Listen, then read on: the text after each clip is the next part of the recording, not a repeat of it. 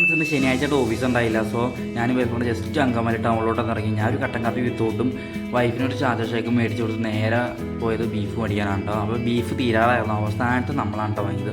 അവസാനത്തെ ഉള്ളത് മേടിച്ച് നമ്മൾ നേരെ വീട്ടിലോട്ട് പോയി ആവശ്യമുള്ള കറിക്കുള്ള സാധനങ്ങളും വാങ്ങി നേരെ വീടെത്തി ബീഫ് കഴുകി വൃത്തിയാക്കിയതിന് ശേഷം ഇതിനുള്ള പൊടികളും കാര്യങ്ങളൊക്കെ അടുത്തോട്ട് വെച്ചു. ഞാൻ ചില പൊടിയൊക്കെ ഇടാൻ മറക്കാറുണ്ട്, അതുകൊണ്ടൊക്കെ അടുത്തടുത്ത് വയ്ക്കാറുണ്ട്. അതിനുള്ള പൊടികൾക്കും കാര്യങ്ങളൊക്കെ ബീഫിലോട്ട് ഇട്ട് അത് സെറ്റാക്കി വെച്ചു.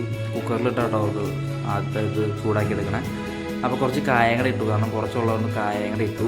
അതിന് ശേഷം ബീഫിനുള്ള കാര്യങ്ങളൊക്കെ റെഡിയാക്കിയതിന് ശേഷം ഇന്ന് രാവിലെ ഉണ്ടാക്കിയൊരു ചീര ഇരിപ്പുണ്ടായിരുന്നു, അതും ഞാൻ ഫിനിഷ് ചെയ്തോ. നല്ല ഇഷ്ടം എനിക്ക് ചീര, ആരോഗ്യത്തിന് നല്ലതാണ് കേട്ടോ. വേറെ കുറേ വിശേഷങ്ങളുണ്ട്. അപ്പോഴത്തേക്കും ബീഫിൻ്റെ കാര്യങ്ങൾ ഓക്കെ ആയി, ബീഫ് ഒന്ന് സെറ്റായി വന്നു. നല്ല ടേസ്റ്റ് ഉണ്ടായിരുന്നു കേട്ടോ ഞാൻ കഴിച്ച് നോക്കിയിട്ട്.